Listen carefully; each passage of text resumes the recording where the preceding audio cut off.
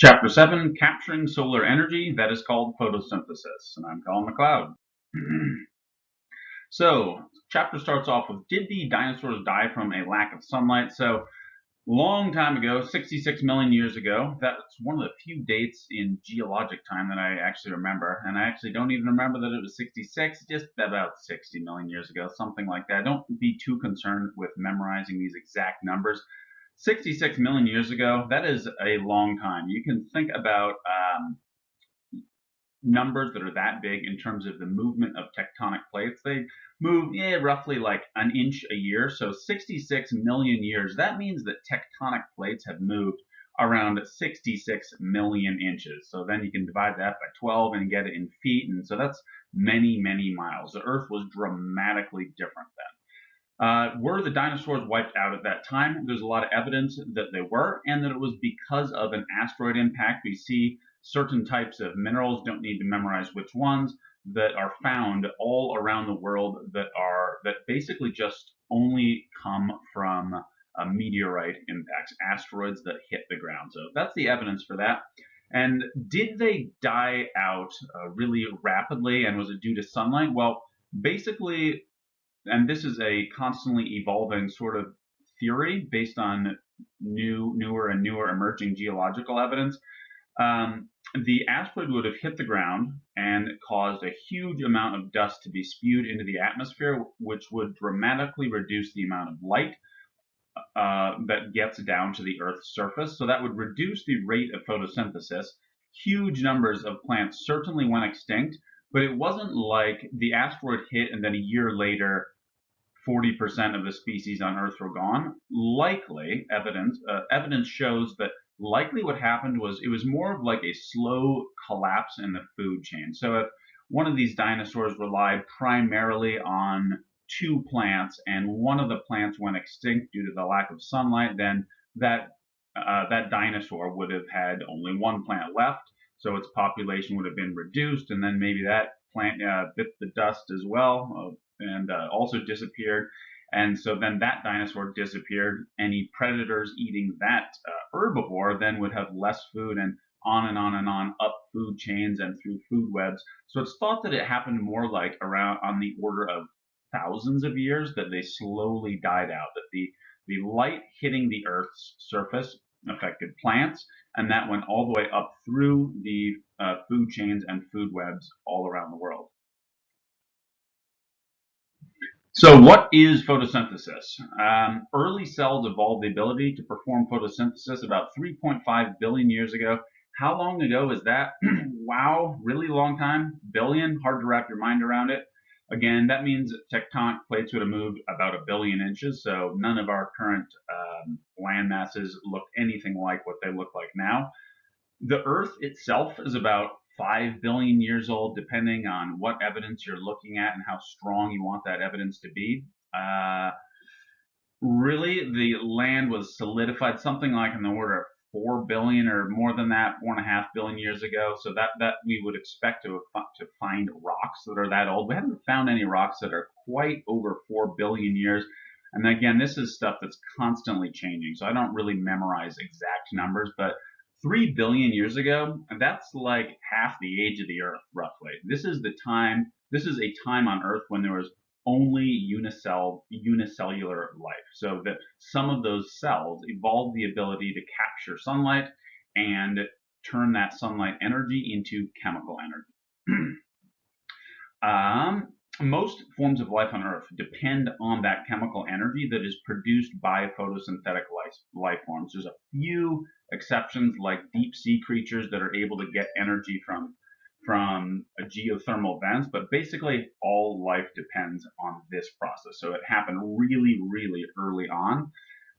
Photosynthesis produces usable energy for organisms. So in this diagram here, we have energy from the sun, and it hits the surface of leaves, and leaves are able to do photosynthesis, which is to convert carbon dioxide and water into a more usable form of energy, and that is firstly sugar. We can just say sugar basically for now, and also a byproduct that isn't used in photosynthesis, oxygen. And at this point, when photosynthesis first showed up on Earth, oxygen began to accumulate in the atmosphere, which provided eventually another opportunity to utilize energy. So there's some energy in oxygen. We won't get into that until we talk about respiration, but oxygen later on in the evolution of life on Earth began to be used by organisms that could respire these sugars, that is, use the energy in them by sort of combining it with oxygen. So the photosynthetic equation here, this is the chemical equation. So the inputs or the reactants are carbon dioxide and water, and the products are glucose and oxygen. Why is it that we have a 6 here? I'm not going to require that you are able to really decipher what all these things mean, but to understand the basics of it, yes. Essentially, this just means that there are 6 molecules of carbon dioxide, and we need 6 molecules of carbon dioxide because if you look on the right side of the equation, glucose, one molecule of glucose has 6 carbon atoms in it. So we'll need 6 molecules of carbon dioxide to make 1 molecule of glucose. And then water is there as well. We're not going to get into exactly how the role of water just yet. Next. All right. So this is the overall reaction of photosynthesis, but there are a huge number of proteins and enzymes that catalyze a lot of intermediate reactions that would be happening in here. They have included one of those molecules. It's not a protein or an enzyme, it's chlorophyll. And that is the molecule that actually absorbs the sunlight and is able to transfer it eventually to glucose. So it converts the light energy to chemical energy. We'll go through that later. Photosynthesis, bullet 2, occurs in plants, algae, and some prokaryotes. The earliest organisms to evolve photosynthesis were prokaryotes, free-living, sort of chloroplast-like organisms, bacteria basically, that could do photosynthesis. We won't discuss how they do it. We'll be looking at how plants do it, and also how it would also be the same process in algae. So plants and algae are the main topics of this lecture, and how they do photosynthesis is the next thing. Photosynthetic organisms are called autotrophs. So auto means self, troph means to feed or food. So they make their own food. Animals are not autotrophs, they're heterotrophs. Hetero means other, and heterotrophs, such as animals, have to eat something to get energy. They get any energy or food from somewhere else. They can't make it themselves. So that's why, obviously, the dinosaurs relied on all those autotrophs to get energy. Last bullet here, photosynthesis occurs in plants, occurs with organelles, within organelles called chloroplasts, and we'll be looking at their structure and what goes on inside of a chloroplast to facilitate the reaction of photosynthesis. Adaptations for photosynthesis. So 2 things we'll be looking at is they are leaves and chloroplasts. In this diagram on the top, so above here, so the top half of this, we're looking at leaves. On the top left, well, you'll know what that is. These are leaves. And then if we look at a cross section of a leaf, which is on the top right here, that is the structure of a leaf, and we'll talk briefly about how it's adapted for photosynthesis. So leaves, firstly, they are, bullet 1, flattened. That increases the surface area to which they can expose themselves to sunlight. Solar panels have essentially the same structure. They are flat and wide so that they have a big surface area. You would not want a solar panel that is a big beach ball because you'd have all this wasted volume inside that doesn't have access to sunlight. The epidermis, that's number 2 here. The epidermis is the top layer here. That is, it's clear. It's shown as clear because it is transparent. That allows light to pass through it. So it doesn't have chloroplasts itself, so it is not doing any photosynthesis itself. What was I going to say? The epidermis will secrete this last bullet point, the cuticle.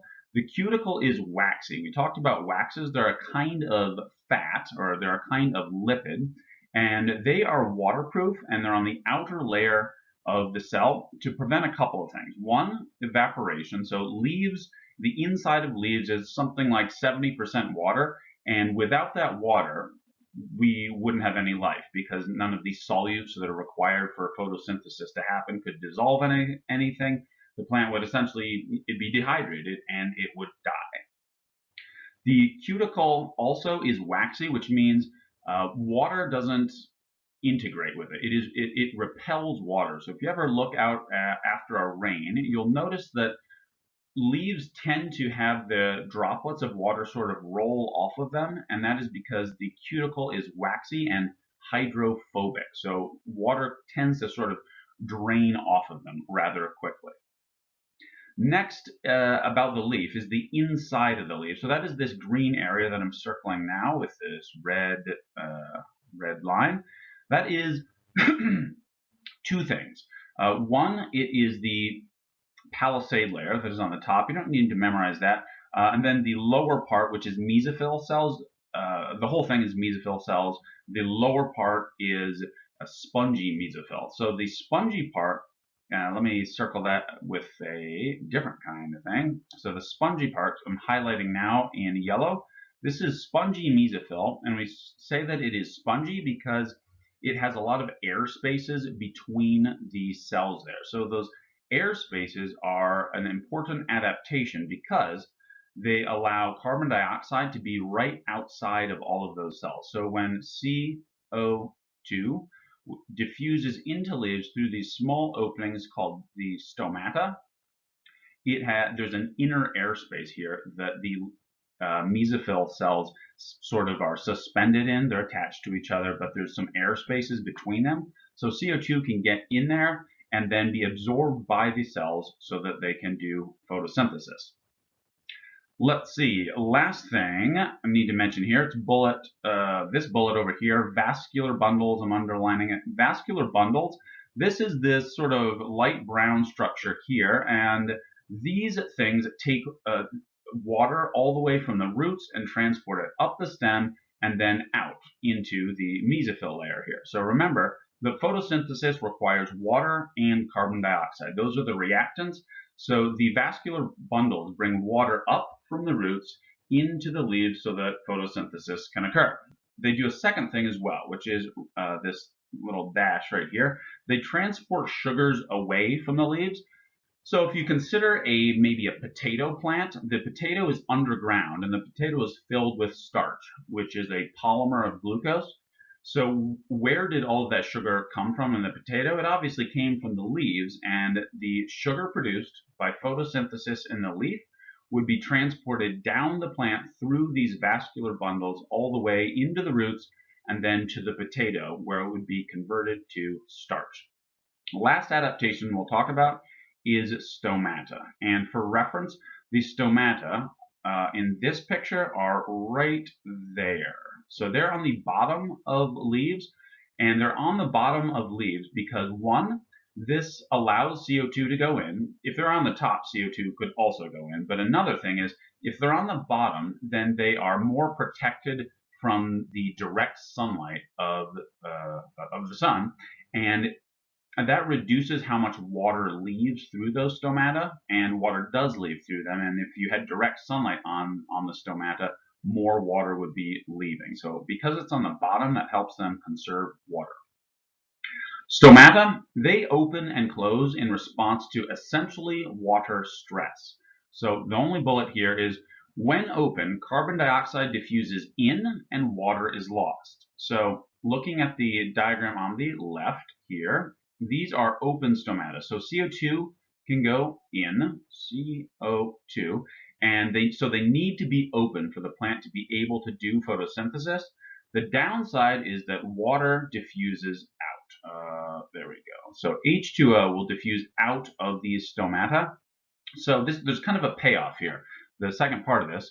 So there is a balance in terms of how often the stomata should or can be left open, because whenever they open, two things happen. The good thing is CO2 comes into the leaf, but the bad thing is water goes out of the leaf. So when water goes out, the plant's going to have to get more water, and sometimes that can be a challenge. So this is why farmers are very concerned with watering their plants enough, because if you don't water a plant enough, we get what is on the right here. On the right, the stomata have closed. So what that means is this plant is under some amount of water stress.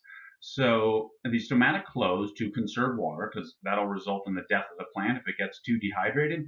And when these stomata close, carbon dioxide cannot diffuse in, so photosynthesis cannot happen. If you're a farmer, that means that your plants are not going to grow as much. You're not going to get as much of a crop yield if the stomata are closed. So that means we've got to water the plants a lot.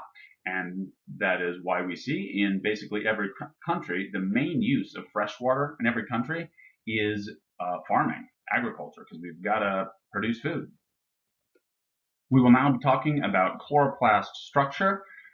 And you really need to bear with me on going through this because we're going to be sort of going in a cyclical pattern where initially it'll be a little bit confusing, but first you need to understand all of these structures and locations because then we will be referring to them when we discuss where certain reactions happen in photosynthesis. As we move forward, I encourage you to pause the lecture and review what I have talked about in the book. I go pretty much in the same exact order as the book, so that should help you a little bit. When you learn about this whole process of photosynthesis, it's basically about three things. One, the structure of the chloroplast. Two, the light reactions, and then three, the light independent reactions, or the Calvin cycle. And when I first learned this stuff, I had to read the textbook after the lecture. I would say, I don't remember clearly, but it would be at least 2 times, I believe 3 times, because to understand all of it, you need to understand many different structures, reactions, reactants, and products. So don't be frustrated if you feel you need to read the book a couple of times. That is totally normal. So here we go. This is the chloroplast. It has two membranes. It has an outer membrane and also an inner membrane. That is likely because of endosymbiont theory. It was phagocytized long, long ago, billions of years ago, and it became an organelle. It used to be a free-living bacteria. That's the thought. Next is the stroma. What the stroma has is a large volume. It's kind of like the cytoplasm of a cell, except that it's inside of an organelle. It has a large volume, so it's a good place to mix a lot of things. This is where the Calvin cycle will occur. So there's going to be a lot of substrates and reactants and products and enzymes and everything in the stroma. The thylakoid, these are, we can say each one of these sort of discs, I'll circle one, so maybe this is a good example, and this is a good example of a single thylakoid. Those membranes, that is, it's hollow on the inside, right? That's the thylakoid space, another term you'll need to know. The membranes that are green, that is where the light reactions occur, and you can remember that in that they're shaped sort of like a solar panel, and at least that they are flat. This is where chlorophyll is. That's why they've colored it green. Chlorophyll is a molecule that causes things to look green. And down here, this is an electron micrograph of the same thing. And you can see that the thylakoids are oriented more or less in sort of a parallel position to the overall length of the chloroplast, and that is so that the cell can orient the chloroplast so that they are as much as possible facing directly into the sunlight, just like you would orient a solar panel to face directly into the sunlight. Photosynthesis consists of the light reactions and the Calvin cycle. So again, I'm going to be sort of saying again what I already said and adding a little more information. If you're a little confused, be patient, and you might need to read the book a couple of times, on at least for these topics.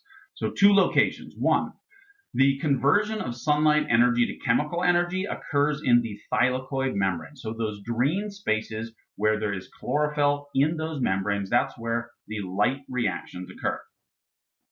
Last bullet, the synthesis of glucose and other molecules, that's called the Calvin cycle, occurs in the surrounding stroma. So this is where lots of things are mixed together. There's a larger volume in the stroma, so it is suitable for mixing things like a big pot. Reactions of photosynthesis. So number 1, the light reactions. They occur in the thylakoid membranes. So that would be right here, these disc-shaped structures. Those are the thylakoid membranes. And this whole thing is a chloroplast. The whole oval green thing is a chloroplast. For your reference, I've included a picture of a plant cell here. So the oval represents a whole chloroplast. Number 3, light energy is captured by chlorophyll and converted to chemical energy. And ATP and NADPH carry the energy briefly. 5, water is split, producing oxygen as a byproduct. So the light reactions use 6 molecules of water. They produce 6 molecules of oxygen, and they are going to basically transfer the energy from sunlight. Here we can see this yellow beam of sunlight. They're going to transfer that energy into 2 molecules. The first one is ATP, and the second molecule is NADPH. So this is another energy carrying molecule I mentioned earlier in another chapter. Now you need to know it. So NADPH is another energy carrying molecule. Also, let me just re-emphasize that ATP is produced here.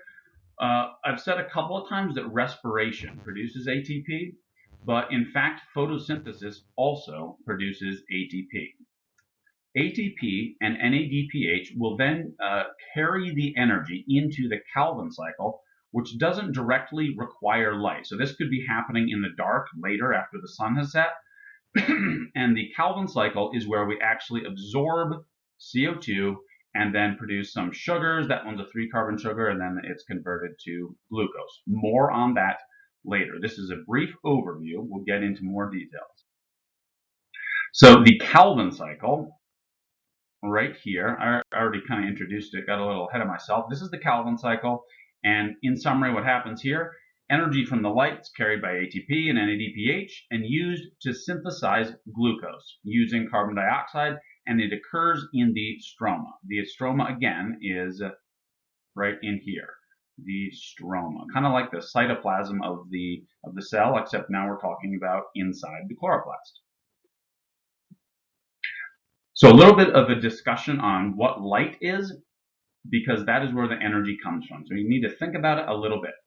The energy in visible light is what photosynthesis uses. The sun, bullet 1, radiates electromagnetic energy, some of which we call light. We call the stuff we can see light, but there's all kinds of other things coming from the sun. Visible light, bullet 2, is radiation falling between 400 and 750 nanometers of wavelength. This is into physics. What a wavelength is light moves as a wave, and depending on how long this wave is, so this could be maybe a long wave, and then another one would be very short. And that's how we distinguish between different types of radiation.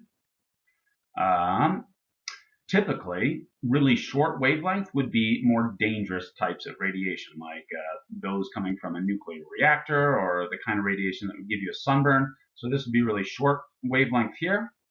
Then as we move to the right, getting longer and longer wavelength, it gets longer. So on the right, be maybe like this. And that could be, for example, infrared. That is the radiation given off by essentially anything that has some heat in it. That's what you would be seeing if you had night vision goggles. You'd be seeing the warm bodies more easily, because warm bodies emit infrared radiation. So that's kind of an overview of radiation. What we are talking about when we talk about light is all of these colors, and you should be able to see them because, well, they're visible light. So all this stuff, wavelengths between 400 and 750, so it says 400 on the left, and then on the right of all these colors is 750. This all falls in a very narrow range of all the radiation that comes out of the sun. So we can only see, as human beings, a tiny amount of the radiation that comes from the sun.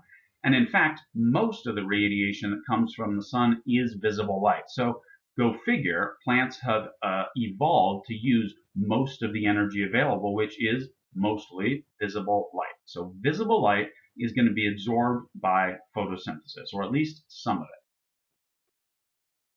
Light captured by pigment. So we need to understand some basic terminology regarding light to understand how photosynthesis works. And if you remember our discussion on atomic structure, we have the nucleus in the middle of an atom, and then around it are various energy levels of electrons that I'm not doing the greatest job drawing. And these electrons, I'll just draw one electron here. They can absorb light and then they'll go to a higher energy state, and then they can emit that light again and then they'll fall back to a lower energy state. Electrons are largely what deal with chemical reactions in atoms. They can gain energy, lose energy, and here in the context of light, three things. Bullet number, I guess we'll call that bullet 1 here. Electrons, they can absorb light. So absorption of light means that the light energy is trapped. So that's largely what's going to be going on in photosynthesis. The next bullet here is the light can be reflected. So it can bounce off of a given molecule. If it bounces off of it and say hits your eye, then you would say, aha, I am seeing it. The light was reflected from, say, the leaf, and it hit my eye, now I see it. Last thing that can happen is light can just go straight through, and that is called transmission of light. The light just goes directly through and is not absorbed. So we talked about the epidermis of a leaf is largely transparent. So light would be transmitted through the upper epidermis of a leaf so that it can get into the lower, the interior of the leaf, where there are mesophyll cells that have chloroplasts that can absorb that light. Light captured by photosynthesis. To brief summary, I'll read through these. Absorbed light drives biological processes when it is converted to chemical energy, but it must first be absorbed or captured by molecules called pigments. Common pigments found in chloroplasts include basically two things. The primary pigments, which are chlorophyll A and B, and then accessory pigments, which include carotenoids. This is the only accessory pigment that I want you to remember. There are others, but you don't need to remember them. Chlorophyll A and B absorb some kinds of light, basically the visible light except green. So they absorb violet, blue, red, but they reflect green light. So that's why they look green. As I said, if light bounces off of a leaf and then hits your eye, you say, I see the leaf. And what color are leaves? They're green. So we can thus deduce that the green light from the sun was reflected by the leaves because it has hit our eye. Carotenoids absorb blue and green light, but reflect yellow, orange, or red. And so that's why if I had a bag of carotenoids here, they would appear yellow, orange. So carotenoids essentially serve a couple of functions, but one of them is to expand the plant's ability to absorb other kinds of light other than what chlorophyll A and B can absorb. Light captured by pigments. So here what we have is, again, the visible light shown here, which is just a tiny part of the electromagnetic spectrum. Pigments in plants include chlorophyll B, chlorophyll A, and carotenoids and some others that we're not going to talk about. Let's talk about just chlorophyll A for a moment, and that is in green here because it is the most green, I suppose, and its absorption increases as we go from purple to blue, and then when we get into the green part of the electromagnetic spectrum, most of that light is not absorbed, so it would be bouncing off and reflected if this was a leaf surface, so it'll be reflected.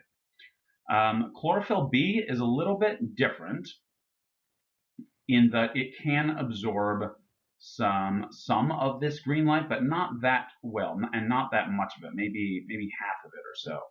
And then carotenoids do a little bit better of a job absorbing some of the green light, but remember, this is as a percent. So although carotenoids are getting some of this green light, take a look on the y-axis here. This is light absorption as a percent. So carotenoids also will only absorb about 60% of the green light that falls upon them, so they will largely reflect most of the green light. And that is pretty much it. I might ask you to interpret a graph like this, so let me erase that. If I asked you, what color of light does chlorophyll B absorb the most of? I'd want you to be able to say something like, to identify that there's a peak here, and that that peak occurs somewhere right between blue and green.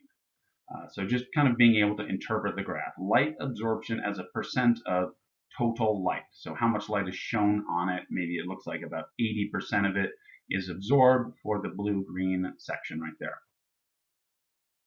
So why autumn leaves turn color? Bullet one, both chlorophylls and carotenoids are present in leaves. They're both always trying to absorb as much light as possible. Remember, chlorophyll A and B don't absorb green light that well, which means they reflect the green light, so that's why they look green. Since most plant chloroplasts have lots of chlorophyll, most plant leaves appear green, at least until the fall. Last bullet here, though. In autumn, chlorophyll breaks down before carotenoids. Why does it break down? Because the plant is essentially trying to reabsorb as much of the nutrients in its leaves as possible before the leaves fall off. It's kind of like when you move from one house to the next, you try to bring as much as you can that's worth something, and you leave the worthless stuff behind, or the stuff that's too heavy to carry, you leave it behind. So the chlorophyll pigments break down and are removed first, which leaves just those carotenoids, and the carotenoids more reflect more of the yellow, oranges, and red lights than chlorophylls do. So this changes the color of leaves in the fall. So the light reactions, yet another overview. So now what we have learned is some of the reactants and products of both the light reactions and the Calvin cycle. And we've also learned about pigments, such as chlorophyll. Here we go. The light reactions are performed by amazing complexes called photosystems within the thylakoid membrane. If you don't remember where that is, take a look at your book. The thylakoid membrane can be represented as these flattened discs. Photosystems are assemblies of proteins, chlorophyll, and accessory pigments. So we're going to be absorbing a lot of light in these photosystems because of those chlorophyll molecules and accessory pigments. There are two photosystems. Photosystem 1, which we will abbreviate to PS1, and then PS2, which means photosystem 2. They are both in the thylakoid membrane. Last bullet. Each photosystem is associated with a chain of electron carriers. And again, this is all happening in the thylakoid membrane, which we'll look at next. Photosystems and energy transfer. Okay, so an overview. Remember, this is the chloroplast, and we're now going to be talking about the light reactions, which are right here. But we're now going to look at a lot more detail, which is essentially all of this. I'm going to zoom in on it on the next slide, but just remember, this whole diagram with arrows and circles and stuff, this is in the thylakoid membrane. The thylakoid membrane, by the way, it's a membrane, so that means it's like a phospholipid bilayer, just like the cell membrane. So I'm going to go to the next slide, and we'll just zoom in on this. Remember, it's in the thylakoid membrane. Okay, so we've zoomed in now. Overview of this diagram. So on the upper left corner, I'll circle this. It says high, and that is the energy level of electrons. Going down to the bottom left, low, lower energy of electrons. So first, what happens? Let's go to number 1 here, and you can use the book to add to your understanding as I go through this. You'll probably need to read it a couple times. Number 1, light energy from the sun is absorbed by multiple chlorophyll molecules and also accessory pigments. What we can see next is that this energy is going to be sort of bounced via vibrations from one chlorophyll molecule to the next, almost kind of like heat energy is the movement of molecules bouncing around into each other. You don't need to be able to describe exactly how it moves. You can just say light energy is passed from one chlorophyll molecule or accessory pigment molecule to the next until all of this energy reaches these two special chlorophyll molecules. So I'm circling them now kind of slowly so you see what I'm pointing at. So eventually enough energy is passed from chlorophyll molecule or accessory pigment to another. Enough energy gets to the reaction center. This is the reaction center, and it is comprised of two special chlorophyll molecules that work together to do something with the assistance of an enzyme. So I'll just say plus one enzyme. You don't need to know the name of it. Plus one enzyme. And what they do is essentially this. let me actually state one other thing first. Sorry. All this energy gets into the reaction center, and that energy is passed to an electron. Don't worry about where the electron comes from for now. You can see that the energy of the electron goes up right here. And on the left hand of this diagram, we can see the higher an electron goes in this diagram, we're showing that it now has more energy. And that energy came from light, and chlorophyll molecules are special in that they can transfer light energy to an electron. The electron will get to what's called a primary electron acceptor. There are many electron acceptors that are not shown here. This primary electron acceptor briefly carries the energy of this electron, and then it will pass that energy to another electron acceptor or carrier. And I'm just drawing a whole bunch of other electron carriers that would not be shown here. Essentially, electrons get passed from one to the next, to the next, to the next.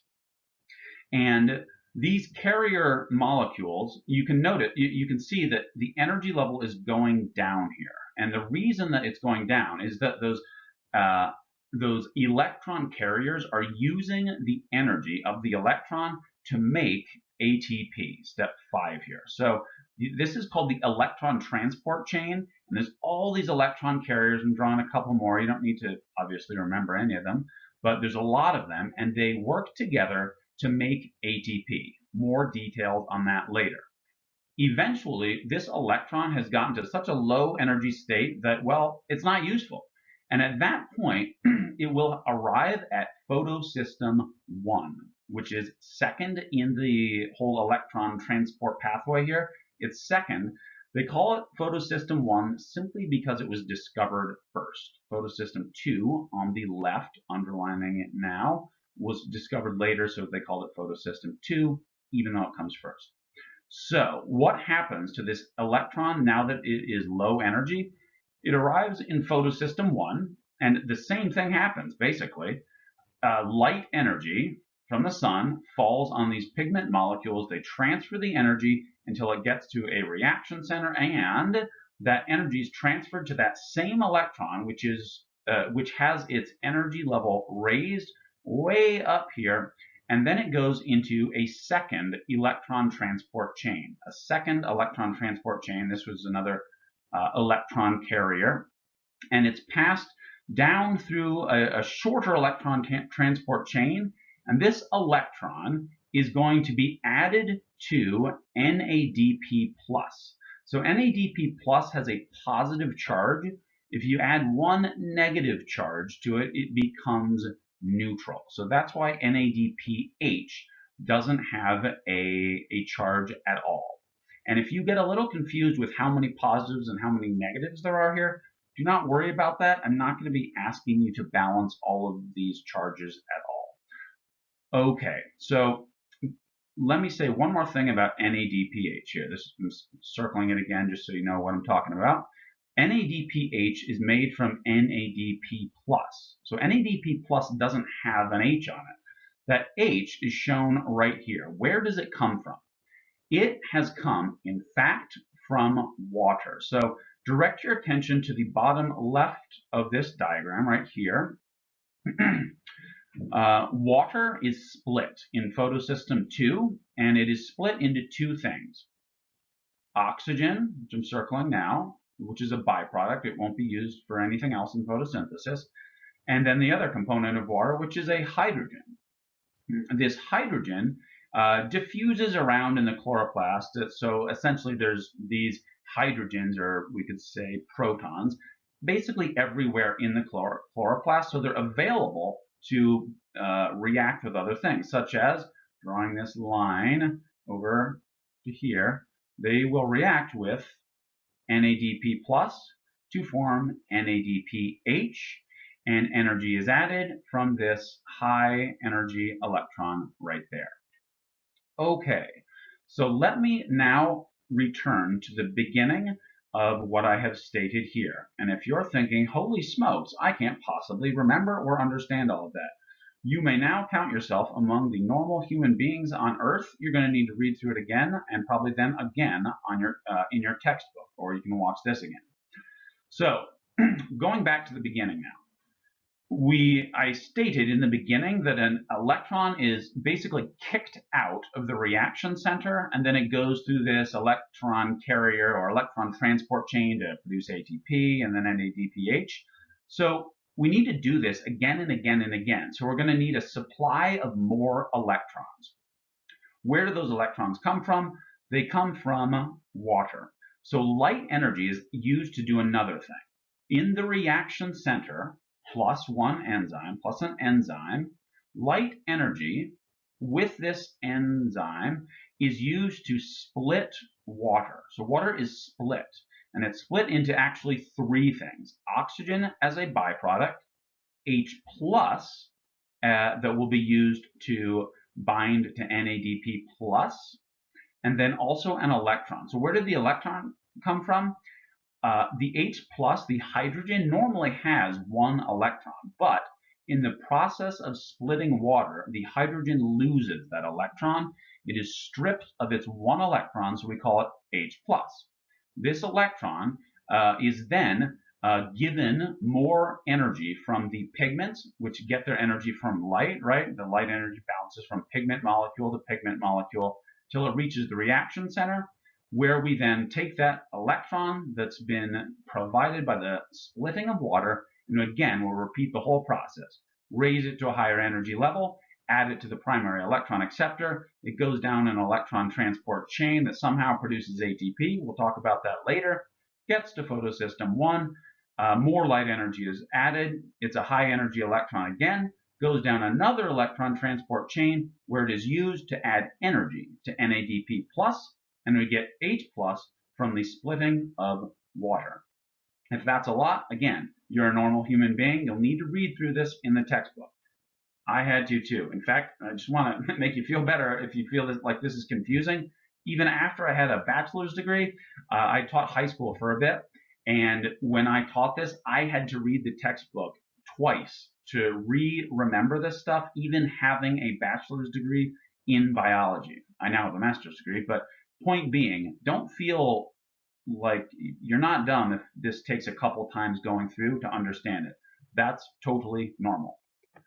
Light reactions details. If you didn't think you had enough details yet, well, get ready. We're going to add more. So the last slide, we also talked about the light reactions, and we were mostly talking about how much energy electrons have. So they first had a low amount of energy, then light was added, then they had a high energy, and then low again, then high, and we had ATP and NADPH produced.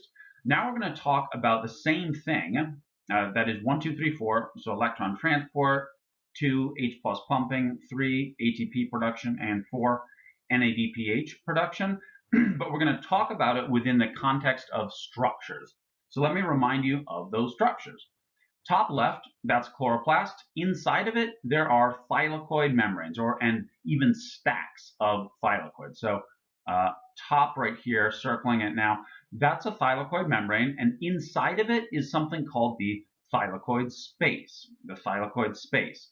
Let me say where the thylakoid space is. This thing, where it is in the diagram, the thylakoid space is bottom left, making a little star there. This inside area, that's the thylakoid space, colored green.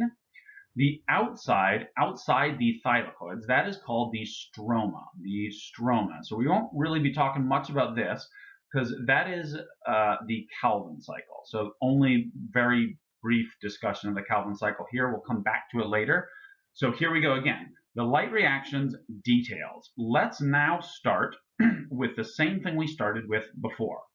Photosystem 2, underlining it now, in kind of the bottom left here, this is photosystem 2, and this is where light energy is first added. Light energy is first added to chlorophyll molecules, accessory pigments, absorb that light energy, pass it along until enough of it gets to the reaction center.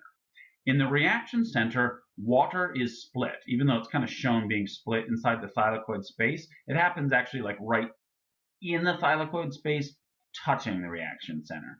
So the reaction center, along with an enzyme, will split water into 3 things. 1, electrons. 2, protons or hydrogens, positively charged hydrogens. And 3, Oxygen that is essentially a waste product and may diffuse out of the plant could also be used in respiration. Let's now return to what happens to the electron. So in the reaction center, light energy is added until that electron is kicked out of the reaction center, and it is said to be put into an excited state, and it's passed up to the first or primary electron acceptor. Pardon me. The primary electron acceptor is going to pass it from one electron carrier to another. All of these blue blobby things, these are mostly proteins, globular proteins that can accept electrons and then pass them along.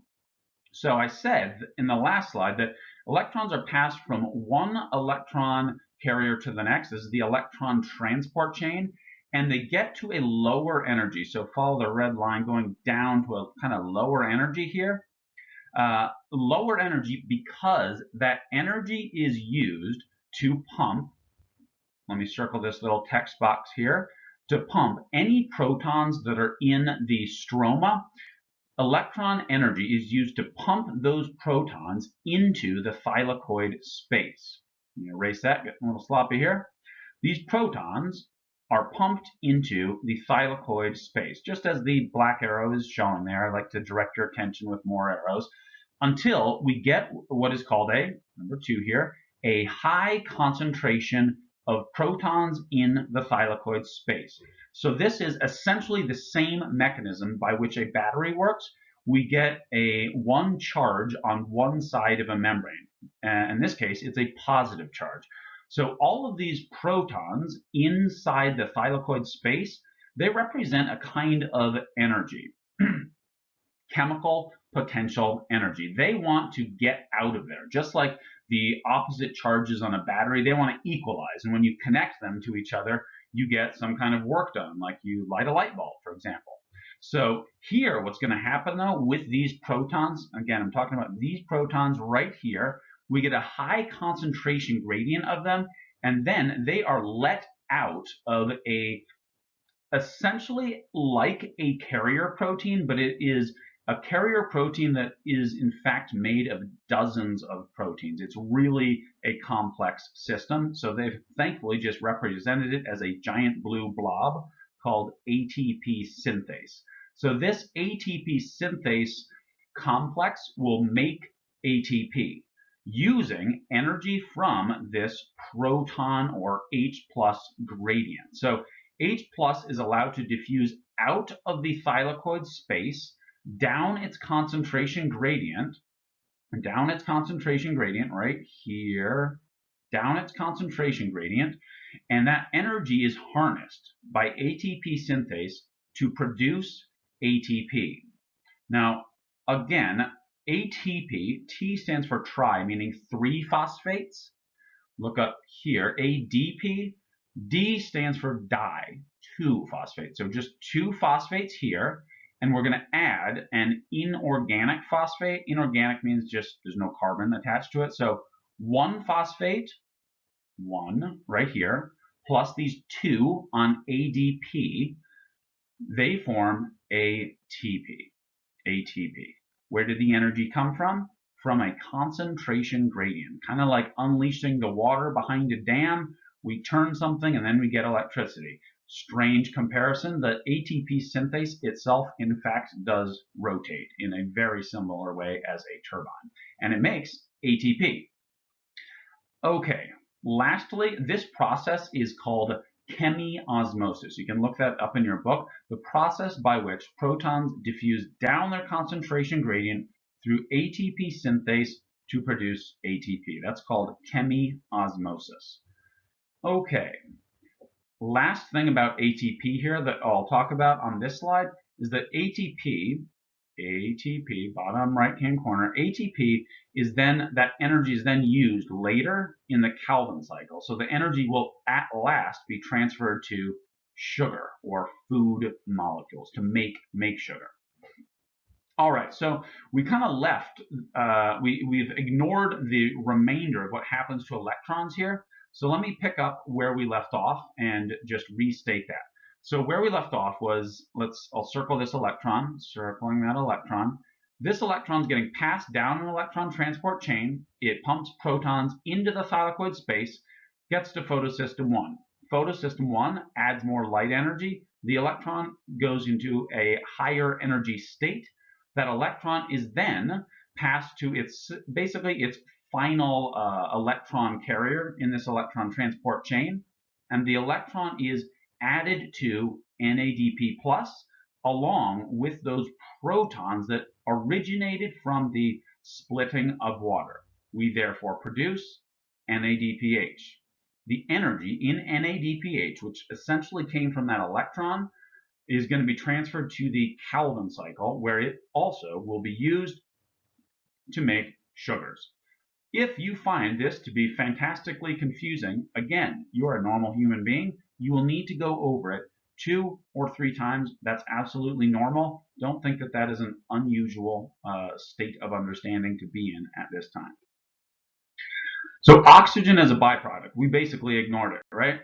Some plants, when you look at them underwater, this is an aquatic plant called Elodea, and these oxygen bubbles there, those are actually oxygen, that's actually oxygen coming out of the tips of various parts of the leaves, and it will even accumulate in an oxygen bubble that is actually visible.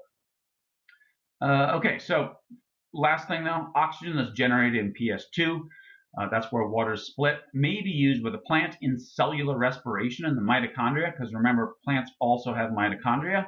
Or it could also be released into the atmosphere, or down here in this picture, into the water, where we can breathe it. Thank you, plants.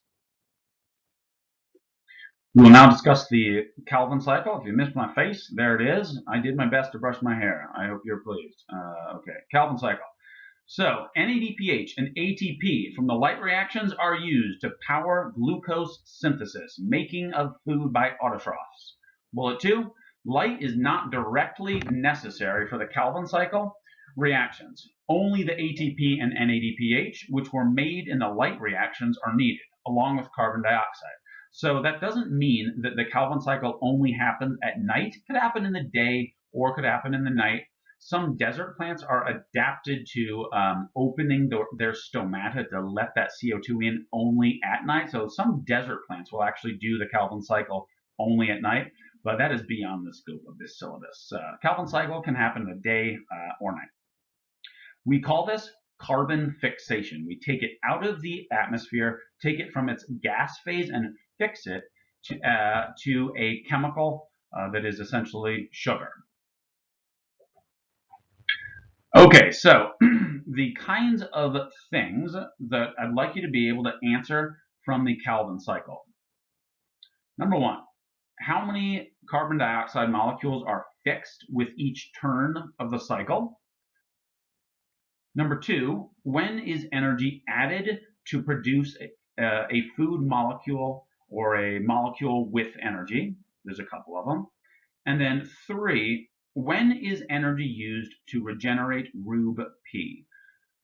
Here's what I will not require you to memorize. So let's take a look at the top here. Right? So let me direct your attention there. It says right here that 3 carbons or 3 CO2s are used right here. I'm not going to ask that you memorize this 3 right there. And then looking here, I'm not going to ask that you memorize this 6 right there. Then going on, this 6 there, how many of each of these are used? Look at this ATP right here. 6 of them are used. I can't even remember how many there are, and I don't expect you to. It's not that important. I only expect you to know that ATP is used, and then here that NADPH is used. You don't need to bother memorizing all of those numbers. All right, so with that in mind, let's not get too concerned about all of those numbers, and let's just talk about one turn of the Calvin cycle. So I'm going to erase that 3 up here. We're going to start 1. Oh, there's a 1 right there. So number 1, carbon fixation is going to combine not 3 carbon dioxide molecules. It's going to only combine 1. Because one turn of the Calvin cycle, that's one turn, one go round of this whole thing, only uses one molecule of carbon dioxide. Just one. That three, don't bother trying to memorize all of those. It will make this much more difficult. It's only one. That's also the truth. One carbon dioxide molecule is going to be bound to this molecule right here called RuB-P. Let's count how many carbons there are in RuB-P. 1, 2, 3, 4, 5. So there's 5 carbons in RuB-P. Carbon dioxide has 1 carbon. So 1 plus 5 means that we are going to get a 6-carbon compound. That's inevitable. We produce a 6-carbon compound, not shown here. This 6-carbon compound is unstable, and it immediately will go to produce 2 3-carbon compounds. 2 3-carbon compounds called PGA. PGA, I do expect you to remember that name. It's a 3-carbon compound, and with that first turn, remember, count the carbons in RuB-P. There's 5, and then carbon dioxide has 1. 1 plus 5 is 6, and that 6-carbon compound is broken into 2 3-carbon compounds. So it's in fact 2 PGAs here. 2 PGAs, they are low energy. They're low energy, so that's not useful. It's not a food molecule. If you ate it, it would be like eating cardboard. There's nothing in there for you. So the next step is question 2. When is energy added to produce food molecules or molecules with energy? It's added right here. And again, just ATP is added. The energy from ATP, the energy from NADPH that were produced in the light reactions, they're added. How? Don't need to learn those details. Essentially, you're following the energy. ATP and NADPH got energy from the light-dependent reactions. They're going to add that energy to PGA. Circling it again. They add the energy to PGA, producing G3P. How many of them? 2. 2 3-carbon compounds. 2 of them. So 2, I'll read it out because the textbook's got it there. Energy from ATP and NADPH is used to convert PGA to G3P. PGA has low energy. G3P is a high energy molecule, meaning it's a food molecule. So this G3P can now be converted to other things, such as glucose. G3P, count the carbons. How many of them are there? 1, 2, 3 carbons. So you would need 2 of those to make glucose. Now, again, I'm not going to be asking you to do all of this carbon counting and how many molecules of each of these. I simply added these numbers here to, I think, make it a little bit easier to understand. The book goes to all of these numbers of them. Don't need to know those details. I would say that most professors at any college do not remember them. Okay, so again, these 3 questions on the left. Focus on those. If you can answer those, you're doing good. All right, so G3P can be used to synthesize glucose. It says that right here. 2 molecules of G3P can be combined to make glucose. Glucose is a 6-carbon compound. But here's the thing. It's a cycle. So what that means is that we need to get back to square one somehow. So we're erasing everything here. Square one is right here with RuB-P, R-U-B-P, RuB-P. We need to regenerate our supply of RuB-P. That's question number 3 here. When is energy used to regenerate RuB-P? That is used right in this phase. So between here and here, where does the energy come from? ATP. So ATP is used to convert, a little messy there, sorry. ATP is used to convert this molecule here of G3P to RuB-P. It's used to convert it. So what does 3 say? It says, using the energy from ATP, forget about the numbers, the remaining molecules of G3P are converted to RuB-P. They're converted to RuB-P. So let's think a little bit about concentration gradients and concentration gradients. Again, you don't have to memorize all these numbers. Geez, that's just crazy. So let's think about this thing now from a zoomed out perspective. Every turn of this cycle only fixes one molecule of carbon dioxide. So this system is constantly going round and round and round. So they're constantly generating, the Calvin cycle is constantly generating a supply of G3P. So let's say that we have how many molecules of G3P? Let's say 100 molecules of G3P. From that, you can take any two of them and make them into glucose. And it depends on the cell's needs. So we'll take these two, make them into glucose. We'll take another two G3Ps, make them into more glucose. So we've got two glucose molecules now. So remember, though, that some of this G3P has to be used to regenerate the supply of RuB-P. So instead of focusing on all these numbers, like 6 G3P, just remember the Calvin cycle is constantly making G3P. You need to know how it's made, i.e. by adding energy from ATP and NADPH to PGA, but it's always being made, so there's a constant supply of G3P. Some is made into glucose, some is used to regenerate our supply of RuB-P. That is all for the Calvin cycle on this slide, except for one thing that I didn't mention, and it's a pretty simple thing. RuB-P is combined with carbon dioxide by an enzyme, and that enzyme is called Rubisco. So Rubisco fixes carbon dioxide to RuB-P to make, again, that initial kind of unstable 6-carbon compound that splits into two PGAs. Okay, feel free to email me if you have any questions about it, and read the book. And don't bother memorizing how many of each of these molecules are used. Don't worry about it. Relationship between the light reactions and the Calvin cycle. Bullet 1. The photo part of photosynthesis refers to the capture of light energy and converting it to ATP and NADPH. So the light reactions, that energy, ultimately is transferred to ATP and NADPH. Bullet 2, the synthesis part of photosynthesis refers to synthesizing glucose using carbon atoms from carbon dioxide and then also energy from ATP and NADPH. So it's the Calvin cycle happens in the stroma. Bullet 3, the light reactions produce the ATP and NADPH, which is used to drive the reactions of the Calvin cycle.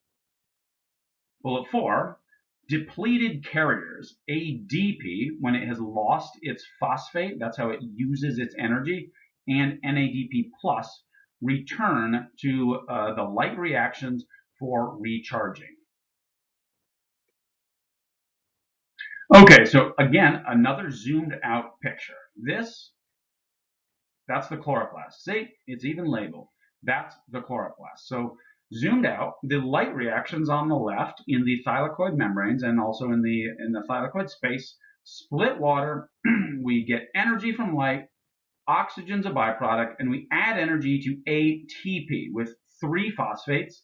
We add an electron and a proton, or hydrogen basically, to NADP plus to make NADPH. These two molecules carry their energy to the light independent reactions, or the Calvin cycle. You can call them either one. Next, ATP, when its energy is used, ATP is converted to ADP plus an inorganic phosphate.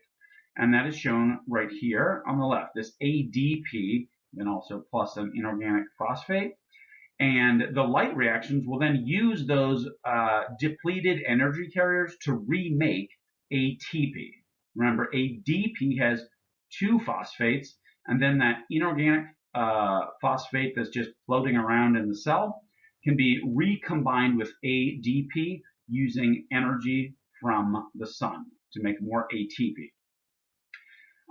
When the energy of NADPH is released and added to the Calvin cycle reactions, the product of that is NADP plus, and NADP plus can be converted back to NADPH by adding an electron and a hydrogen. Both of those come from water, and you'll probably need to review the light reactions to remember where those electrons and protons come from. Again, a couple of readings of this is absolutely required. End product, is sugar. So now a quick review. Turn the camera off so you can see everything. Review. Put the terms or processes in either the light reactions or the Calvin cycle column. So you can pause the video and look through all of these terms. So like ATP is produced, where does that happen? Probably remember it happens in the light reactions. And go through all of them. Electron chain used to produce H plus concentration gradient. All these. Pause the video and see if you can remember where each of them go. So pause the video now. Okay, if you haven't paused the video, I'm going to move on and show you the answers. ATP is produced in the light reactions, as is the electron transport chain. Light energy captured in chlorophyll. Water is split in the light reactions, NADPH is produced. NADPH is used in the Calvin cycle. Rub-P is used in the Calvin cycle. CO2 is fixed by Rubisco in the Calvin cycle. Glucose is produced in the Calvin cycle. G3P, ATP is used, and PGA is produced. Okay, your next challenge is, can you talk about each of these events in order and describe how each one is related to the other? So first, the light reactions. You can pause the video and try to do it yourself. So firstly would be 1, water is split, or you could maybe start with 1, light energy is captured by chlorophyll. They kind of happen at the same time. So pause the video, see if you can talk about each of these terms in the correct order. Okay, if you haven't paused it now, I'm going to show you the answers, or how I would discuss this. So the first two things that happen at more or less the same time, light energy is captured by chlorophyll, and also water is split. The energy is used to split the water with the cooperation of an enzyme. Water is split, and then the electron transport chain is used to produce an H plus concentration gradient. That H plus concentration gradient is used to produce ATP. Eventually, the electrons get to the end of the electron transport chain, and NADPH is produced. Okay, now let's talk about the Calvin cycle. Can you put these in order? So pause the video, try to do your best on your own. Okay, if you haven't paused the video, I will now show you the answers. So first thing I would say is that CO2, number 1, is fixed by Rubisco, and then also at the same time, Rub-P is used. CO2 is fixed onto Rub-P to produce that unstable 6-carbon compound that is split into PGA. PGA has, so it's produced, and it is a low energy molecule. I guess we'll call that 2. So 3 NADPH and 3 ATP are used to produce 4 G3P. G3P is produced. And then lastly, 5 glucose is produced by combining 2 G3P molecules. Thing I didn't add here is Rub-P will be regenerated, and that requires the energy from ATP is regenerated by using some G3P to produce that Rub-P. Sometimes I use big words I don't always fully understand in an effort to make myself sound more photosynthesis.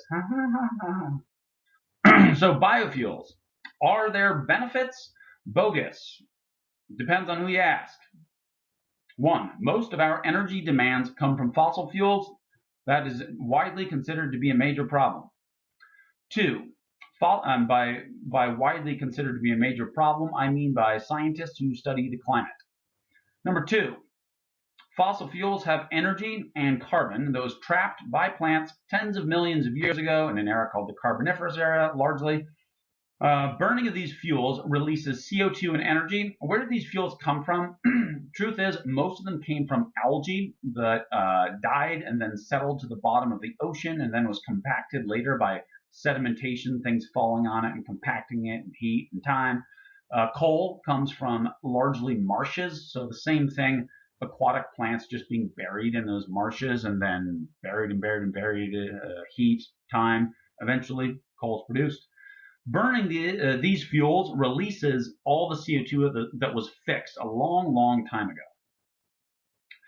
3, CO2 is a greenhouse gas. It is associated with climate change. What a greenhouse gas is, and this is basically just easily verifiable by physicists. It absorbs light that is emitted from the Earth's surface in the form of infrared radiation and reflects it back to the Earth's surface. So just we get more light bouncing back to the Earth's surface, and that causes warming.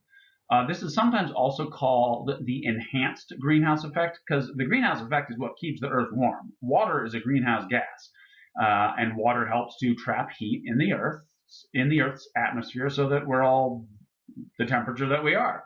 That the air is the temperature that it is. The enhanced greenhouse effect refers to the fact that CO2 is enhancing an already natural process and increasing the amount of light energy that is reflected back to the Earth's surface, so we get more of a greenhouse effect, more heat trapped. 4. Biofuels. Plants living today, they absorb CO2 energy from our atmosphere right now. So that would be reducing the impacts of burning fossil fuels, theoretically. We make the plant into fuel molecules. That's the idea. When it's burned, we are just returning the same CO2 to the air. So theoretically, net zero emission. Maybe, right? Because if you do photosynthesis with a plant, then you somehow turn that plant into fuel, you put it in a car, you burn it, you just are reversing what the plant just did. It fixed CO2, then you burned it to drive a car, or I burned it to drive a car, and so it would be theoretically net zero. Problems. Firstly, growing these plants may compete with farmers for farmland, which may drive up food prices. And you notice I'm kind of what's the term, caging my statements here with may, and it really depends on who you ask. It depends on what type of crop you use, and also where you grow it. So potentially this could drive up food prices. Absolutely. Further problems. Producing biofuels requires tractors, trucks, etc., all kinds of industrial processes which use fossil fuels. Would it be possible to use biofuels to make biofuels? I'm not an expert on that, but it is at this point not carbon neutral, because we have to use energy to make it, to process it. You can't just put a piece of corn in a gas tank and light it on fire. You have to add energy to convert the energy from one form to another. And as we know, every time you do that, you lose energy as heat. So it's not even close to 100% efficient in terms of energy conversions. 7, more problems. Rainforests are being cut down in the tropics to grow biofuel crops. That's a huge problem in places like Indonesia and Brazil. Indonesia does not have what we would call the most responsible government in terms of doing what their people ask them to do. You can read more of that on your own. Great book I'd recommend would be How Asia Works. Why do some countries there really have their ducks in a row and other countries are more or less total disasters? Rainforest being cut down has a tremendous impact on biodiversity. A huge number of animal, plant, fungi, and bacteria species live there. Plants and fungi and bacteria that live in rainforests and other places are essentially the #1 place where we find medically useful molecules, such as antibiotics, such as anti-cancer drugs. Those are largely found naturally occurring in plants or in animals. So losing those is not good. A simple example I can give you. Some animals don't get cancer. I believe off the top of my head, I think sharks are one that don't get cancer. And if we lose the opportunity to study them because we kill them all or we destroy their habitat to such an extent they go extinct, we lose the potential for research. Elephants don't get cancer as easily. And, if we could figure out these cellular mechanisms by which they stop themselves from getting cancer, that would be a tremendous benefit to anybody who gets cancer. Something like 30% of people at some point in their life, no, it's more than that, about 40% will get cancer. So it's something that impacts in one way or another most of us. 8, potential solution. I considered studying this for my master's degree. My uncle is actually a leader in this up at the University of British Columbia. He's an algae researcher. As a kid, I thought, wow, that sounds tremendously boring. But it's not. Here's why. Algae, it's a single-celled organism. There's also macroalgae, which is giant, kelp forest, but some of it is unicellular. And so what that means is it's easy to manage it, and it doesn't need dirt. It can be grown in salt water. So that means we're not going to be using all that water that would be otherwise used largely for agriculture. So not as much competition with agriculture. You can just pump water out of the ocean, which is, as you know, pretty big. So less valuable resources like farmland and fresh water are needed. It is more productive, meaning it can produce a lot of sugar really fast. Single cell, I mentioned that. Some species have been engineered to produce fat or oil content in their cells up to 70% of their cell mass. This is related to genetic technology where they basically it's called gene knockout technology. They destroy the cell's ability to produce an enzyme that breaks down fat. So any fat that the cell produces, thinking it'll later be able to use it, it can't. So they just produce tons of essentially fatty acids, which can be thrown with minimal processing into a gas tank and used in a diesel engine. So tremendous potential with algae. I give it 2 thumbs up for possibility. As far as actually doing it, yeah, we're not there yet. Tremendous investment and political investment of money and political will is still required to get that going. Just let me say one more thing about this. You and we as a country and us as a world, you could grow these things in the deserts of Saudi Arabia. You just put salt water in a giant water tank and put it in the desert where there's tons of light energy available. The desert's not getting used for anything else. So and you're not cutting down a rainforest. You're just doing this in the desert. So there's a tremendous amount of solutions out there for alternative energies. Uh, and I think at some point we'll figure it out. But how soon is, I think nobody knows the answer to that. Okay, that is the end of this lecture. Email me if you got any questions.